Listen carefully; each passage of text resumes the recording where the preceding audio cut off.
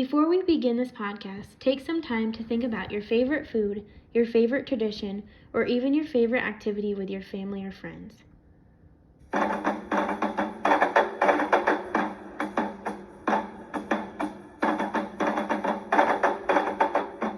Did you think of anything? What comes to mind when you think of these things? You probably were thinking of things that relate to your own culture and society. For example, were you thinking of a Big Mac for your favorite food, or even an ice cream cone from the ice cream store? Did you think of putting up the Christmas tree in December for your favorite tradition? Or did you think of going to the park to ride bike for your favorite activity? All of these things that may have come to mind are things that we enjoy and participate in related to our own culture. But did you know that there are other countries whose traditions and customs are similar to your own, but yet different in so many ways? Well, during this podcast, we are going to talk about an area whose culture is just this. Very different than ours, but yet similar in many ways too. Can you guess what it is?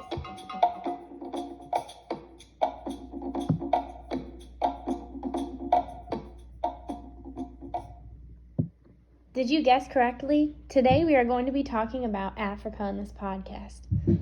We are going to be hopping in a safari car and taking a ride through this country to look at the different aspects of the culture.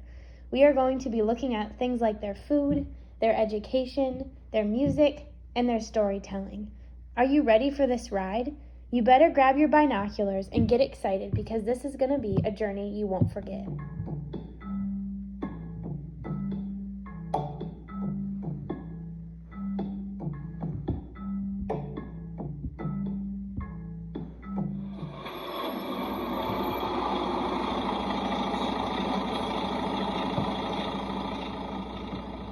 Oh, look, here's our safari car pulling up. Let's hop on and get ready to take a ride through Africa. Hi, safari passengers. My name is tour guide Katie, and on this voyage through Africa, I will be your guide. We are going to be traveling through Africa, so be careful. Look out for those African elephants, or you might even look out your window and see a tall giraffe staring back down at you. We are going to be looking at the different aspects of the culture here in Africa, but first, we might need to define what culture is. So what does it mean? Well, culture is simply defined as the way of life of groups of people, meaning the way they do things. Be thinking as you listen and as you look out your windows, how is this culture similar to your own, but also how is it different?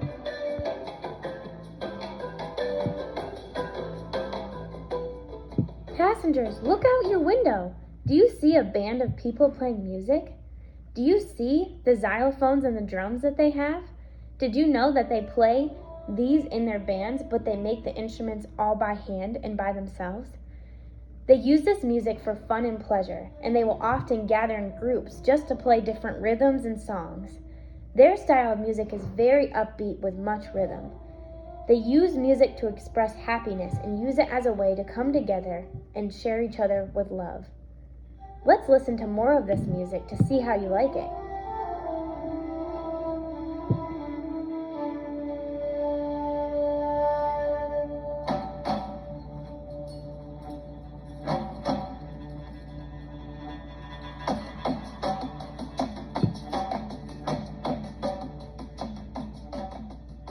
Wasn't that music great?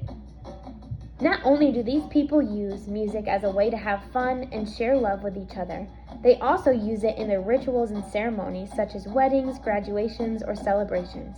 I bet you all can think of a time in your life that music has been used for enjoyment. Now, let's keep this safari car rolling so we can learn much more about Africa. Passengers, look out your window. Do you see a tree with fruit on it? Let's first talk about the food people in Africa eat, because as you know, food is very important, and I bet you're probably hungry. Fruit is a very popular food that is eaten in Africa. Particularly in countries of Africa such as Uganda, their staple food is cooked bananas. Have you ever had a cooked banana before? They also eat fruits such as mangoes, papayas, lemons, and pineapples. In areas of Africa where the resources and money are not as high, they utilize things such as rice, beans, cows, and chickens for meat. You probably have eaten many of these foods that the people in Africa eat.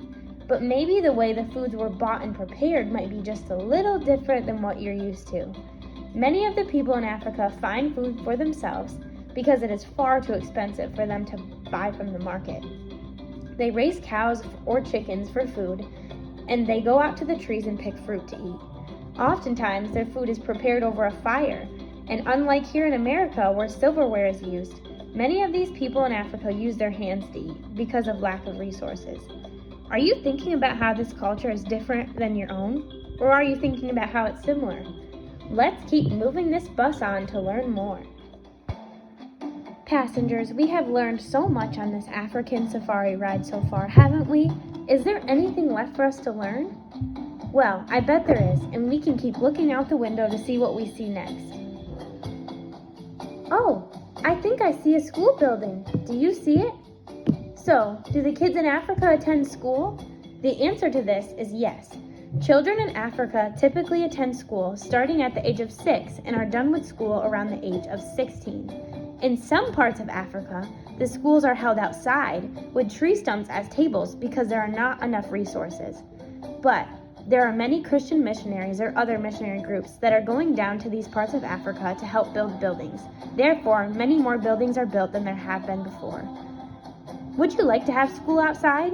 In the classes at their school, they have many different age ranges in the same class, meaning a 7th grader could be in the same class as a 2nd grader. How would you like that? Most schools in Africa go all year round, having breaks for a month all throughout the year. That's very different than us. We have a summer break, which lasts for 3 to 4 months.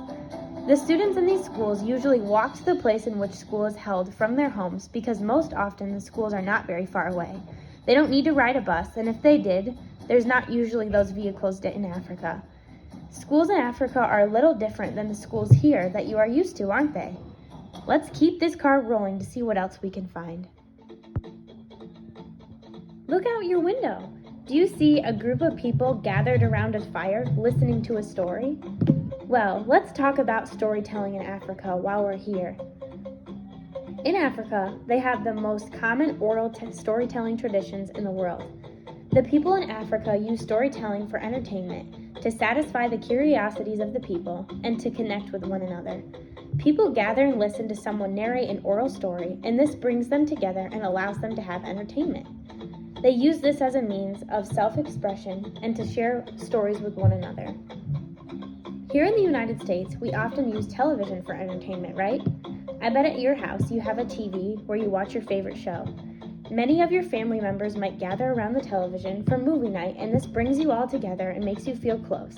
Well, in Africa, they connect with one another for entertainment by telling stories and listening together.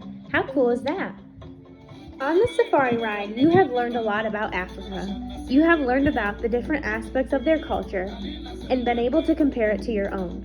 We looked at the foods they eat, their music, their schooling, and their storytelling. All of these aspects of their culture are ways that they use to connect to one another and express their identity as a culture.